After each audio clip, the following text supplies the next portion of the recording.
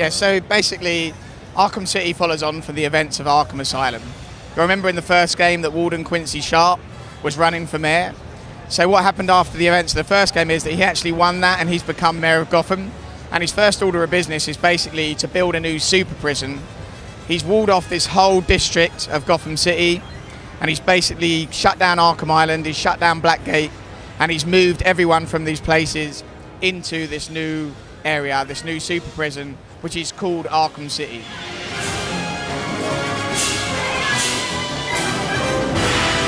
The great thing about taking the game to the city is that it enables the gameplay to expand as well.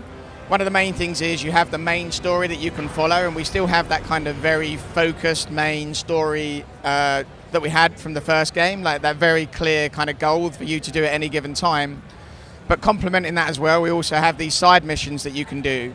And these side missions make up a massive amount of the game, and they're created with the same kind of care and love and attention to detail as the main story. But you choose when you get to do those. So you have Riddler. Riddler's in Arkham City, and Riddler's objective is basically to get revenge on Batman for capturing him in the first game. The way he's going to make Batman play his game is that he's captured a load of hostages, and he's threatening to kill these hostages unless Batman can solve these death traps that he's set up. That's a side mission. You get to take that on whenever you want to take that on, and there's hours of gameplay in that mission in terms of tracking down Riddler. Similarly with Zsasz, you've got a serial killer on the loose inside Arkham City. You know, how does that story play out? Again, you know, there's a ton of gameplay in tracking down Zsasz and finding out what Zsasz is doing in Arkham City. And these are all things that are off the main path. So we didn't want to just put 20 things hidden down back alleyways for you to find. There's like 4 big chunks of gameplay, all hidden throughout all of the Arkham City streets for anyone who goes looking for it.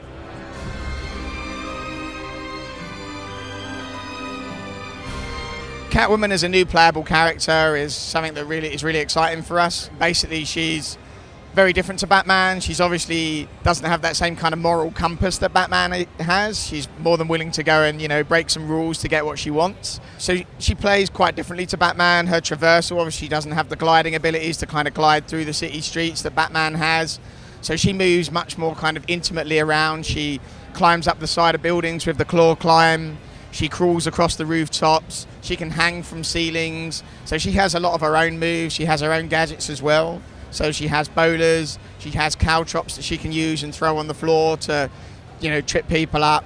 So she has a lot of her own cool gadgets. She has a whip that she can use to trip people. She can even use the whip to sort of whip guns out of people's hands. So like that, there's kind of a lot of different abilities that she has. And she has her own Riddler trophies to collect as well. So, you know, she's her own fully fledged character.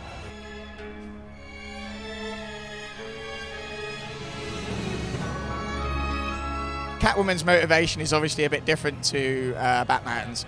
Catwoman is actually using the fact that Batman is so distracted with trying to sort out the events in Arkham City to her own advantage. What's actually happened in Arkham City is that as each of the supervillains have been captured, Hugo Strange, who's basically the warden of Arkham City, confiscates all of their stolen goods. He keeps them all locked away in one big secure vault. Now that, for Catwoman, that's the ultimate score.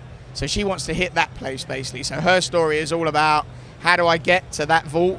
How do I get all the stolen goods? It's kind of the story of the stolen goods, right? Because she wants to steal back the goods that all the supervillains stole in the first place.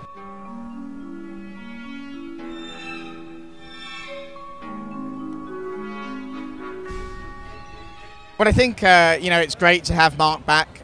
You know, Mark is just phenomenal as the Joker. You know, we get to hear his lines in isolation and they still sound so awesome. He's so charismatic, and it's such a difficult role because here's a character who's basically making your life a misery, but he's making you laugh at the same time that he does it. He's really a fascinating, interesting character. So I think, you know, having Mark back is just awesome.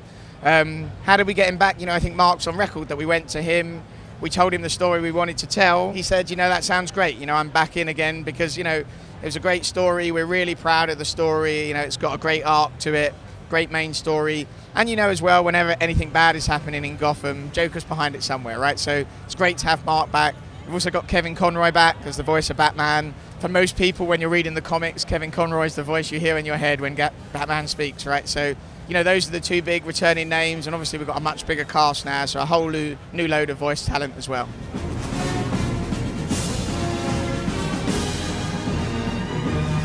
Batman Arkham City is coming out on October 18th in the States, October 21st in Europe.